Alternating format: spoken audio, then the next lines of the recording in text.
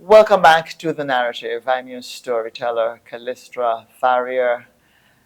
The story of Jonestown is one that continues to be in the history books, in researchers continue to look at it when they talk about cults. It happened in Guyana, in a jungle settlement in Guyana. Jim Jones was an American cult leader, a preacher, and a mass murderer who founded and led the People's Temple. It was also some sort of agricultural project between 1955 and 1978. Of course, in November of 1978, it all came crashing down. Jones and members of his inner circle planned and orchestrated a mass murder suicide, which he described on tapes that were discovered as revolutionary suicide in the remote jungle commune of Jonestown. That was on November 18, 1978. And 909 people died. Some of them, evidence was found that they were forcibly injected with cyanide. Joining me on the narrative now is Mark Anthony Archer. He's a Guyanese American writer, and he has written a book, the fifth of his works, High Priest Mass Murder at Jonestown. And his other works, published works, include Return to Sender, The Dark Horse, Letters from the Campaign Trail, Exile, and Where the Broken Hearts Go. He's also served as Director of Communications in the Office of the President of Guyana 2015 to 2020, and also been an editor of the Nation newspaper. He was awarded the Golden Arrow of Achievement by the government of Guyana for his exceptional service in the field of public information. And he is in Georgetown, Guyana, joining me now on the narrative to talk about his new book, which focuses on what happened on November 18, 1978 at Jonestown and all of the issues that surround and pertain. Welcome to the program, Mr. Archer. Welcome. Good to be here. Well, it's good to have you on the program. To talk about this very tragic event that people who know about it seems to continue to have it in their mind. Jonestown, it's almost a brand, really. And you wrote High Priest Mass Murder at Jonestown. How did you come to write the book? Were you there? I understand that you were during the Forbes Burnham era. You were part of the military service, and were you one of the responders to Jonestown when the mass murder happened? Callistra, yes. In 1978, I was a young second lieutenant in the Guyana Defense Force. In November 1978, when this whole incident happened. And my battalion, elements from my battalion were the first responders to go to Jonestown after that tragic incident.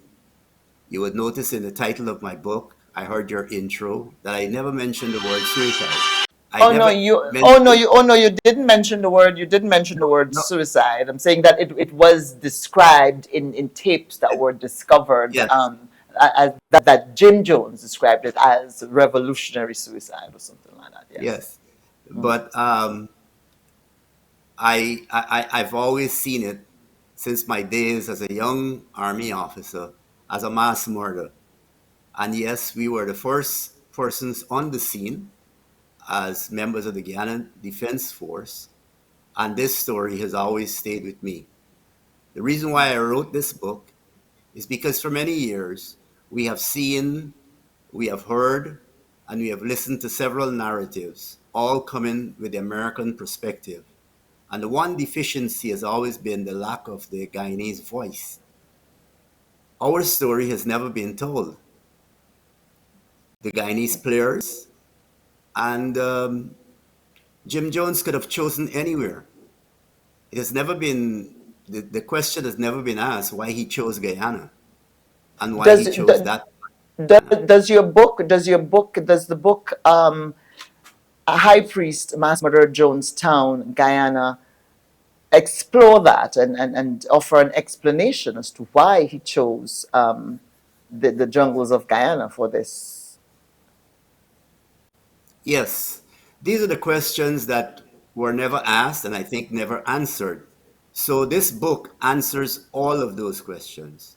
We go in, we answer the question as to why Guyana, who gave Jones permission, and why, the Burnham government was so accepting of Jim Jones and his cult. Of course, all of this has to be placed in perspective, and we lay out that perspective so that readers can understand why, in the culture at the time, it was so easy for Jones to bring 900 plus Americans to settle in what was pretty much triple canopy Guyana jungle. What's the why there? How as well? How was it so easy for him to do to bring over 900 people to Guyana, and why was he accepted? To answer that question, we have to go back to the Cold War era. At that time, the government of Lyndon Forbes Sampson Burnham, the PNC government at the time, had a socialist ideology. Jim Jones himself had professed some sort of socialist leanings.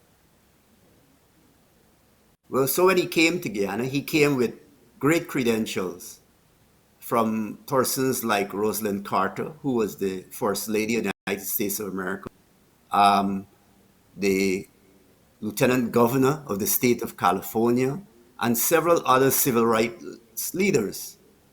So those were the credentials he came with when he came to Guyana for the first time in 1974. The Burnham government was quite accepting. Jones wasn't the first American that with a checkered past that was allowed to migrate to our country. Also, we have, and as you know, because it's very much in the news today, a very significant border controversy with the Bolivarian Republic of Venezuela. Jones was bringing over 900 Americans to settle in Guyana, and Burnham saw that this could be to his advantage. And that is why he accepted them, and not only accepted them, but it's important to note where they were settled. They were settled in the northwest region of Guyana, about 20 miles away from the border with Venezuela. So the government of Guyana could have leased Jones land anywhere, 83,000 square miles. Guyana is a very big country. But strategically, they were given 3,000 acres, just a stone's throw away from Venezuela. And that was done for strategic purposes because the government saw the benefits, the strategic benefits of having Americans settled in that part of the country.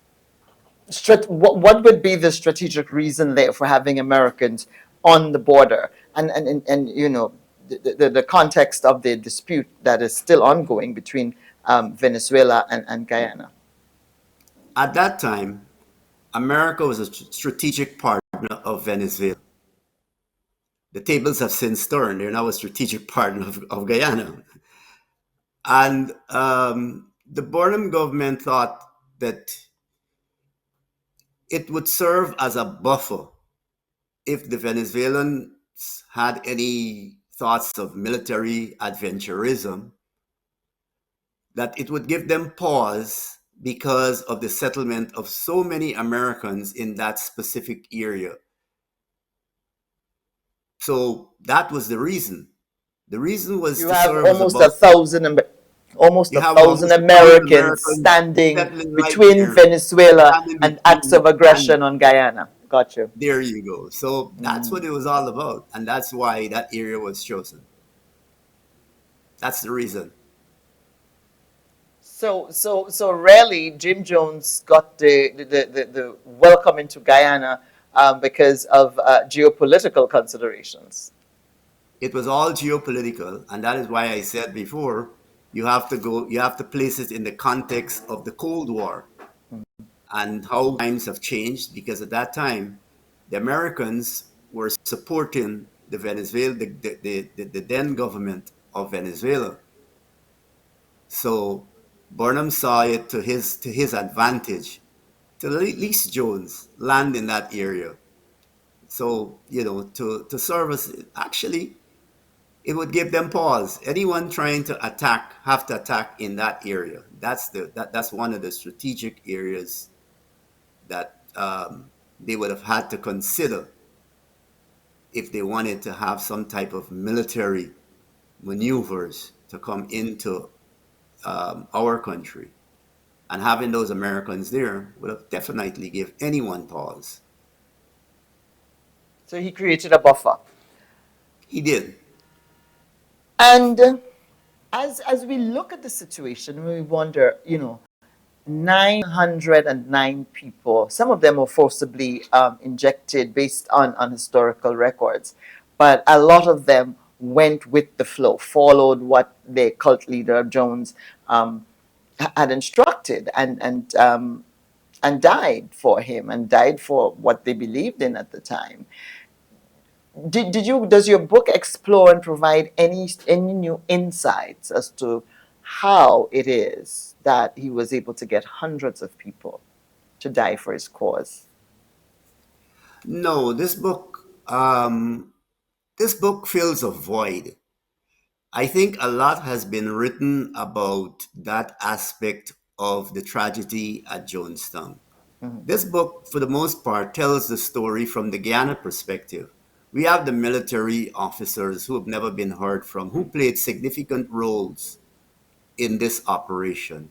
We hear from some of the Guyanese pilots who flew strategic missions during that period. We hear from some of the journalists who were actually on the ground when Representative Leo Ryan was shot at Port Kaituma on Saturday afternoon, June 18. Um, so we hear from several voices that have never been heard. But what I can tell you um, from having been on the ground at that time and having listened to many of the tapes that we retrieved from Jonestown is that a number of those persons who received that poisonous substance did so at gunpoint. They were not did many of them, very few did so willingly. Even Jones himself did not drink the concoction. He was shot, and several other people were shot, and more than most were actually given this concoction at gunpoint. They were guards who were ensuring that people did not run away.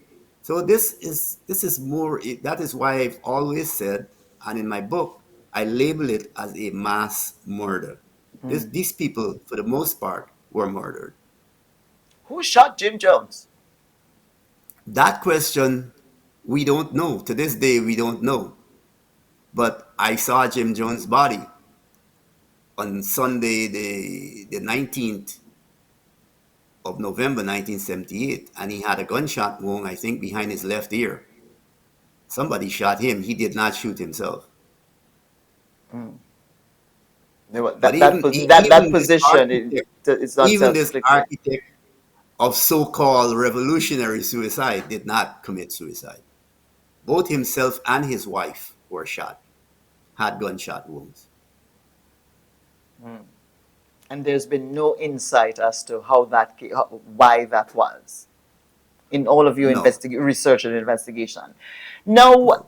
when you arrived, what was your experience being a responder to Jonestown? Because your book explores the Guyana perspective. So let's talk a little bit about just what you saw and what sort of impact it had. Well, let's begin from when we first got the news. When I was briefed at Army headquarters in Georgetown, we were told that there were there were several persons in there who were prepared to defend that cult to the last man. So when we traveled into the area, we our main consideration was that we were going to be going up against an armed force that was willing and able with the weaponry to defend that piece of ground. So we thought we were heading into a combat situation. We were prepared, and we were prepared for that. So when we left Port Kaituma, which is about 6 miles away, about 10 kilometers away from Jonestown, we went in by foot.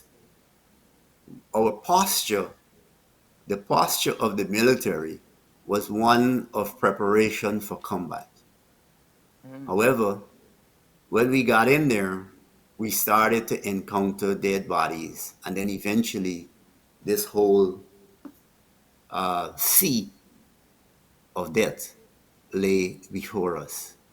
I don't think anybody anywhere would ever be prepared for a sight like we saw, and it stays with you for the rest of your life. Um, the sight, the stench, and the scope of it all. It affects you, and everyone who's been there, it affected them differently. Some people, became alcoholics. Some of us were able to get therapy and get over that thing. But it's not something that you just think about it. You see one dead person, or you see two dead persons, and it has an effect on you. Just imagine looking out as far as your eye can see, and they're just people just lying there, men, women, and children dead. And 909 they were people. there for several days. So, and we were in there before a decision was made on how to dispose of those bodies. So they were lying there. It was the rainy season in Guyana, and you know how it's in the tropics. So the rain stops, and then the sun comes, and then the bodies start to bloat, and pretty soon you've got a public health situation. And we had to the 110 officers and men of the Guyana Defense Force, who were the first responders there, they all had to endure that until Wow. the graves registration team of the United States Army came in and started to prepare and transport those dead bodies to the United States of America. How did the authorities in Guyana and your unit and so find out that this was happening at Jonestown? Because you said they were dead for a few days. We're looking at November 18 was the day of the incident. You say you got there on the 19th. Was there any sort of build up that there was trouble happening there? I understand. I think I read somewhere that there were people who had escaped through the jungle to get away from the situation as well. Tell me, what does your book explore that, or what do you know about that? Yes, that's in there. What happened is that an American congressman from the state of California, Leo Ryan, he visited the commune. He had had reports from persons, family members who had relatives at Jonestown, that they were being held there forcibly. They wanted to leave, but they couldn't leave. There was also a very significant child custody case, and the child was being held by Jones and his family. So Ryan came to investigate. He traveled into Jonestown on the 17th of November. And while he was there, persons started slipping notes to him and his entourage, saying, "Look, we want to leave. We're not happy here. Can we leave with you? Can you take us out?" Um, so an arrangement was made for those persons who wanted to leave to have safe passage with Representative Leo Ryan. As they got to the airfield at Port Kaituma, while Ryan and those persons were boarding the plane, a vehicle came from Jonestown, a tractor with a trailer actually, with gunmen, and they started shooting all the persons. Leo Ryan, an American congressman, was killed, along with four others, and several others were wounded. There were police. There is a police outpost at Port Kaituma, and there were also a small detachment of members of the Guyana Defense Force. They radioed our headquarters in Georgetown, and so by Saturday afternoon, we knew that U.S. Congressman Leo Ryan and several other persons were shot at Jonestown by members of the People's Temple. So that was the first information that got to the city. Everything else followed. So We did do not you know about the suicide. We didn't know, we just knew that Jones had sent his people to kill those who were trying to defect, including a U.S. congressman. in hindsight, do you believe that this mass murder was always part of the plan and Um, may have been the timeline may have been pushed up by the arrival of this congressman and his attempt to take some of the people out? yes, it was.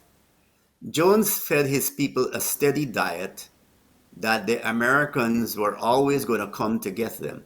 He also threatened them with the Guyana Defense Force that if, that at some point the Americans or the GDF would come in there and for whatever reason, attack them. They even had rehearsals. There was something they called White Night, where he got those persons to gather in the pavilion, and he would serve them this beverage, and tell them it was poisonous. Of course, it wasn't. So they were like rehearsals for this mass, as you said, revolutionary suicide. So even at the time of of the mass murder, we have found documents, and I uncovered letters where Jones was actually planning to move again, and this time he was making overtures to the Soviet Union. So this was a man who was very unstable, and he was prepared. He was prepared for this eventuality, and he was preparing his followers for this eventuality. I understand that he may have been even considering coming to Grenada, that he may have had some sort of connection to our former Prime Minister, Sir Eric Gary, and may have been looking at Grenada as well as another place for a branch of his People's Temple. Did you He ever was pick always up on on the that? lookout.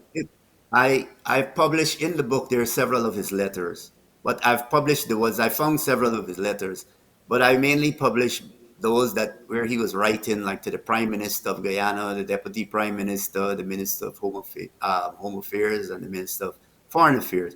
But Jones was always on the lookout for the next location. He seemed to never be confident that where he was, um, that the government would ensure his safety and his protection, even though the Guyana government um, was very, very supportive of Jim Jones and the People's Temple. What was what's the contents of some of those letters that he was writing to leaders? The content was one, he was obsessed about the current child custody case that's being brought against him in the court. He wanted the government to quash that. Secondly, um, he was concerned for his safety and security. He didn't want his himself and his followers to be subjected to many of the rules and regulations um, that like the rest of he didn't want to conform to rules and regulations from the Guyanese rule of law. For example, he wanted his children to be schooled at Jonestown and not part of the formal Guyanese education system. He had a doctor there who was not accredited by the medical board in Guyana. He didn't want that guy to be, Dr. Shat. He didn't want him to be accredited. He wanted to participate, but however, he wanted his people to assist the ruling party in the conduct of a referendum. He wanted to campaign for the PNC. He wanted his people to be armed so that they could defend Guyana if Venezuela attacked. So the letters contain several of those themes, and and in many instances, he was just pledging his support to the government. Seems like he was making a play for political power in Guyana. Well, one of the things that you need to know is that in retrospect, Jonestown was a colony within a country, Mm. because for all the years that Jim Jones was in Guyana, very few Guyanese knew that Jonestown existed. The majority of Guyanese live on the coast. Jonestown was in the hinterland of the country. So only that small group of persons who lived in close proximity to Jonestown knew that there were close to 1,000 Americans living in Guyana. It was not until these people died that the majority of Guyanese knew about Jonestown. And the first they heard of Jonestown was not even through Guyana media, but the first news broadcast heard by persons living on the coast was from the Suriname, Radio Suriname, SRS. And some people heard it on Trinidad radio stations. The Guyana news media did not broadcast anything about Jonestown until 48 hours after this incident had happened. Or they just simply did not know that was happening right there in their own country. No, they knew, but we have to take this in context again. Mm. These were the times when the media was controlled by the government, and there were no private radio stations. There was just the Catholic Standard. The private media, I think, was the Catholic Standard, and I don't remember, maybe the Mirror, which is the opposition newspaper. But everything else, we did not have TV. The two radio stations were owned and controlled by the government of Guyana. The newspapers, the main newspapers, the Graphic and the Chronicle, were owned and controlled by the government of Guyana, and they disseminated information, um, that they were instructed to. So so the government attempted to try to keep this a secret for as long as possible. Is it given how accommodating they were to Jim Jones? Can you The offer an simple answer, explanation as to why? the simple answer is yes. The simple answer is yes. It was sort of an embarrassment, Mm. because on record, let me give you one example. On record, Jonestown was given license to have 3 firearms, a shotgun and 2 handguns. However, it was well known that there were several hundred firearms at Jonestown. How did that happen? How was Jones able to evade Guyana's strict gun laws? Who who looked the other way, or who gave the orders to look the other way? And that's just one of the questions. And you know, there were the reports of what was happening there. There were police officers within the region who wanted to investigate the commune.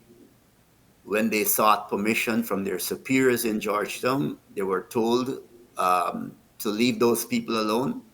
There were army officers, including my commanding officer, who wanted to mount a reconnaissance of the commune because, yes, they were getting all these reports about things that were happening in there. And they were told by persons at the very highest level of government that, you know, no, you can't do that. So, apart from it being a big secret, there was a lot of political cover that Jones was able to have. And I think when this whole thing blew up, there was a lot of, there was a lot of embarrassment, and the government was in no hurry to inform the rest of the populace. of what had actually happened until, the Western media descended on Guyana in full force, and it could not be a secret anymore. I want to talk about just what sort of impact the mass murder at Jonestown had on Guyana, the Guyanese people, and whether or not there is any lasting impact today. Did that incident in any way influence and shape any aspect of the Guyana that we see today? Sadly, no. This incident had absolutely no impact on Guyana as a country. However, it did have impact on Guyanese who migrated to the West, myself included. I left Guyana. After I left the Guyana Defense Force, I migrated to the United States of America, and I was shocked that I went to live in New York and then Atlanta. And everywhere I went and I introduced myself as a Guyanese, the first thing people asked was about Jonestown. This was a shock to me because Jonestown had no effect on the psyche of Guyanese whatsoever because it had happened so far away from the main population centers. Even the evacuation of the dead by the American military. Remember, we didn't. This is not like today where there's social media and everybody has a camera, and we didn't have TV. So to many people, like this thing never happened. Yes, they heard about it, but it had no effect whatsoever until you arrived in a Western capital or some other foreign country, and you introduce, "Hi, I'm Mark. I'm from Guyana." And say, "Oh, Guyana, Jonestown." I mean, they didn't refer to any, Clive Lloyd or any of our cricketers or anything like that. We were known simply for Jonestown. For Jonestown, the country that harbored Jim Jones. There you go. So, I mean, everywhere on the university campus, and you're somebody, next thing you know, you're the center. Oh, that guy's from Guyana, Jonestown. Do you know about Jonestown? And So, then they expect you to have some extra insight. And I imagine for you it was even more difficult because you were there. You saw it all. yeah, well, I mean, it was difficult for me. At first, I was trying to entertain it, and then I tried to avoid it. All right. Now, as we wrap up, one of the things I want to touch, and I cannot have you here and not ask you about the days of the Grenada Revolution. I understand that you helped to train some of our soldiers, the soldiers who bravely and admirably defended our nation in 1983 during the United States invasion of our country. But you'd had a relationship with the revolution before that. Tell me about that. Yes, I don't remember the exact date, but I do remember it all. Um, I was a training officer attached to the training wing of the Guyana Defense Force, and we got orders to travel to a place on the Essequibo coast where a secret camp had been set up. And when we got there were facilities and so on, and there were these people from Grenada, and we were ordered to train them. And we trained them. We did not know what we were training them for, but we proceeded. We trained them in the use of firearms. We trained them in small arms, tactics, and so on. And if my memory calls, it was a 6 weeks training program, and then And that was prior to March 1979 or after? no, no, no. This was before your revolution. This was before the revolution rose. So this was Before in it, preparation. This was in preparation for the coup. Okay. yeah. And the leaders came, Morris Bishop and others. They received training too, and they traveled back to Grenada, and then a small detachment of officers and men from the Guyana Defense Force. We traveled to Grenada aboard one of our trawlers belonging to the Guyana National Service. And the Burnham government provided the weapons, and the rest, as they say, is history. So you were part of a squad that brought the weapons in that uh, were used in the rising of the revolution. That's Well, we interesting. came to Grenada, and we not only we, You after came in secret. You came in secret, yes? yes, we came in secret, but we trained the Grenada Defense Force after the overthrow of Geary. Hmm. So the people who actually trained that army that rose up out of the New Drill movement were actually under the command of a major called Major Victor Wilson, and he had several of us assisting. And those were some interesting times. Certainly, a richer time in history when a lot was happening geopolitically. Um, a lot is happening Yeah, now, but there seems to have been a different flavor to what was going on back then in the 60s and the much, 70s. much, Yes. much, much, much different. And I mean, it saddened me when it all came to an end because I had great friends with some of those persons who unfortunately were murdered. My take. And I thought that this would have been something great for Grenada, and it all started on the Essequibo coast in Guyana. Yes, Akibo. You know, I wish I had more time to talk to you. I think I will have to have you back on the show to talk some more. But we're out of time now. I want to thank you so much, Mark Archer, for joining me on the narrative, and congratulations on the new book, I Priest: Mass Murder at Jonestown, Guyana. Good luck with the new book as well. Thanks for Thank you joining very me much, on the pleasure. program. Thanks for having me. Thank you very much. Bye.